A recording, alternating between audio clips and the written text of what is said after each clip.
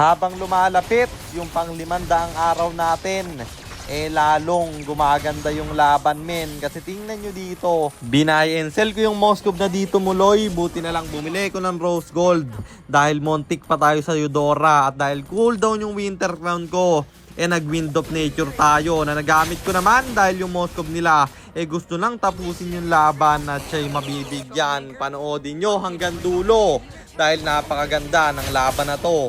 Teka, baka kilala mo lang ako at lagi kang nanonood pero hindi ka pala nakapollow sa page. I-follow mo na yan. Isa lang eh. Hi guys, nandito na tayo sa 496 day ng 1 game per day and ang standing natin bago yung game na to ay 412, 83, 412 wins and 83 losses. At dito sa game na to, hindi tayo pinayagang mag last pick ng kampe, kaya napilitan akong mag Harley. Sa mga hindi nakakaalam, ito yung jungle na pwede kong i-prio pick na hindi basta-basta makakounter ng kalaban. So ayon, nandito na tayo sa pang-400 at 76 na araw ng isang game kada araw. Digmaan na! Ang rotation na ginawa ko dito ay red first dahil ang lambot ng XP lane nila. At sakto napatay natin siya, sabay plating at nung wala ng minions, in-out ko na lang. Di ako nakakontest sa turtle dito. Pero may trade naman akong nagawa. At yung Chu dito papalagpa. Nagkaroon kasi siya ng ultimate. Buti na lang yung kampi niya ay walang mapa. May ulti ako dito. Inintay ko lang mawala yung skills na. Tsaka ako binigyan man. Naka-out pa tayo doon at diretso dito sa gitna. Ultimate bibitawan ng alpha. Kaya pwede nating bigyan to. Tamang tiyempo lang ang inintay ko at patay na rin siya, bro. Huwag niyong mamadaliin yung ulti ng Harley. Hintayin nyo muna magka first kill kayo, pre. Sabay kuha ng turtle lang libre. Di na kumontes yung kalaban. Natabang na naman sa Saber. Ganito yung gawin nyo guys. Kapag malambot yung XP lane nila, tambayan nyo ng tambayan. Lalo na kapag kayo'y assassin. Jungle man. Sabay diretso dito sa gitna.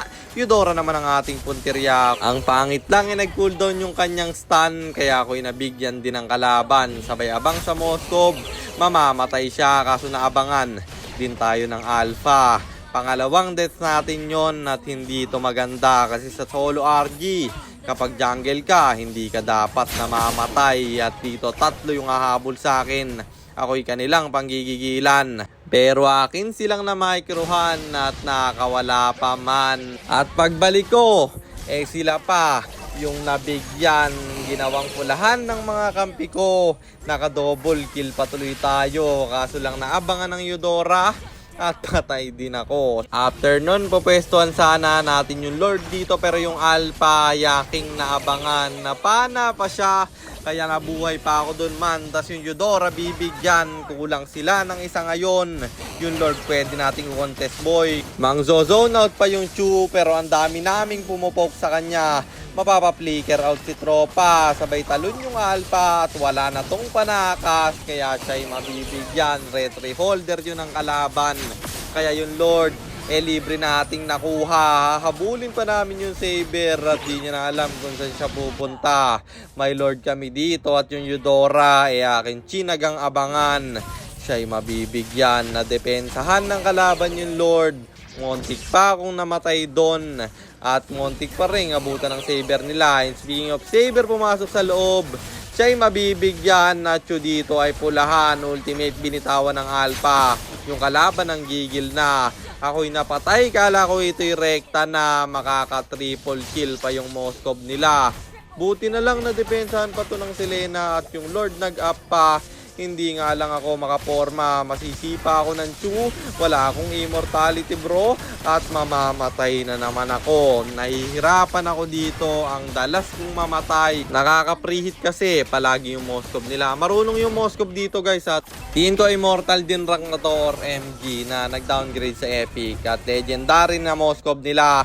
Hindi pa talaga nirekta yung top na depensahan pa ng Benedetta. Sobrang thankful ako dito sa Bene namin guys kasi marunong talaga siya. Kung wala yung Bene dun tapos na yung Chupa aking naultihan, makaka-out pa nga siya. Habulin namin dito dahil nag-overstay sila bro. Papasukin ng Claude, medyo naglalag pa si Idol. Bumagsak naman yung Chu nila. Napatay rin ang kampi ko yung Moskov doon pero naabangan tayo ng Eudora dito. Mamamatay siya bro at gusto ko pa sanang umontes ng Lord kaso nakuha na ng alpha nila. Pero umoverchase si tropa. Napalalim siya masyado. Wala tuloy yung dalawa nila pero papasok yung Moskov at Saber. Makikipagnormalan ako sa Moskov at montik na nabigyan ng Benedetta. Ni normal ko pa talagang nabuhay. Sabay papasukin niya kami. Magkakaroon ako ng ultimate pre. Kulang yung pera para sa Rose Gold at ako pa'y napatay niya doon. Tamang farm lang yung kulod namin. Pwede ka ha, mas inuna mo pa yung blue. Pero buti na lang din buhay yung Claude doon kasi natunaw nila yung Lord. At papasok yung Moskov namin dahil yung Claude ay pulahan, siya ay mabibigyan, patay naman silang dalawa man. Umaasim na yung Moskov nila at ito yung nakikita kong simula ng kanilang pagkatalo. Saber mamamatay rin bro. Hahabulin pa namin yung Eudora kaya patay yung tatlo nila. At dito gusto nang irekta ng Moskov ng kalaban pero yung ultimate aking bibitawan na habulin to ng mga kampi ko. Saber ang mapupuruhan bro. Alam kong sinisimula na yung Lord dito kaso walang vision kaya di ako makapunta. At libre nila yung nakuha. Napana yung alpha. Tinry kong bigyan pero ako yung sineta. Pinlikiran ng Chu. Ultimate nilang dalawa binitawan. Pero di nyo aasahan ng gagawin ko dito man. Binenta ko yung Winter Crown. Dahil ito ay cooldown. Sakto rin na nagkapera. At yung Chu nila na microhan ko pa. Nasa lubong pa yung alpang pulahan. At siya'y mabibigyan man. At naka-out. Pangako dito. Tapos sa Lord depensa tayo. Chu pumopronta. Tinatry kong i-poke at yung Moskov nag-tower na. Buti na Petri ng Benedetta. At yung Winter bibitawan niya pero sumakto sa ultimate ko. Konting-konti na lang yung base bro. At yung Saber renovate ko dito. Naka-semitang kasi ko kaya alam kong di niya ako mabibigyan. Tapos yung Alpha napatay pa man. 4 yung bagsak sa kalaban pero kailangan kong dumepensa. 5 dahil yung Chu mamamatay pa. Immortality ay cooldown na at yung Lord mababasag namin. Mabubuhay yung Moskov ng kalaban at siya'y dedepensa mag-isa. Hinaya niya pa at yung Lord naman ang aming pinuntirya. Libre namin tong nakuha pero yung Saber ay rerekta. Akala ko ma-outplay yung Benedetta at siya pa pala yung makakapatay sa Saber ng kalaban. At yung Chu naman dito, ang puntirya ng kampi ko. Kulang tuloy sila ng isa at yung Saber ay bagsak din kaya bali 2 pala. Tapos binigyan ko yung Moskov dito guys kasi ang lalayo ng kampe. Masasayang yung Lord pre. Ang kunat pa naman nito at napasama yung pwesto ko.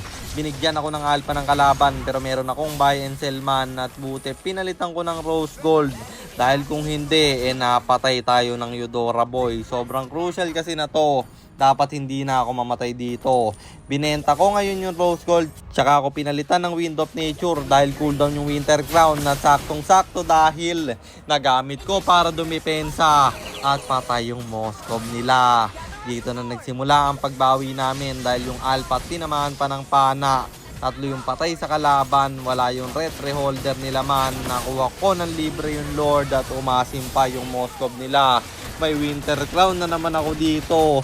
Ilang buy and sell kaya nagawa ko sa game na to. Tinamaan pa ng pana yung Moskov nila at ako na lang ang dumepensa. Nagparaya na ako sa kampe dahil gusto nilang tapusin pre. Baka ma-end kasi kami ang kukunat ng minions na to.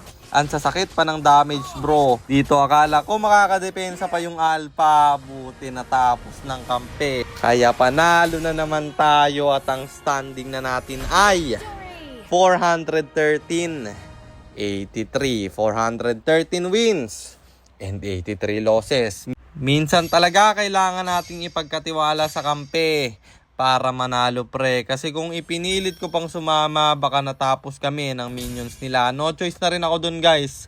Pwede kaming ma-end nun at buti na lang marunong din yung camping na tira doon. At yun lang, sana meron kayo natutunan sa content natin na to. At kung meron man, pakishare lang.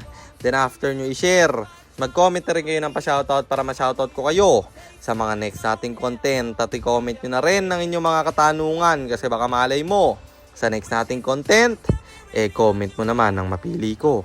At kung nagustuhan nyo yung item at emblem na gamit ko sa game na yon, eto yon: Arcane Boots, Genius Wand, Glowing Wand, Thunder Belt, Athena Shield, Winter Crown or Immortality, and then Rose Gold Meteor pang buy and sell. Emblem natin Assassin. Talent natin is Rapture, Seasoned Hunter, plus Lethal Ignition, at syempre Retribution. Kasi jungle tayo doon. At para naman sa mga gustong magpapilot ng ML account, mag-PM lang kayo. Nagre-reply ako. At syempre, may bayad yon. Kahit hanggang anong rank pwede nyo ipapilot. Kahit anong hero, pwede nyo ipaspam. Basta may additional payment pag magpapaspam kayo ng hero. At yun lang guys, sana nag-enjoy kayo sa content natin na to. At shoutout sa'yo, Sean Michael, kay Justin Cabais, kay Jasper Nepasina at kay Daniel Manuel. Maraming salamat sa inyong suporta. Ingat kayo palagi. God bless.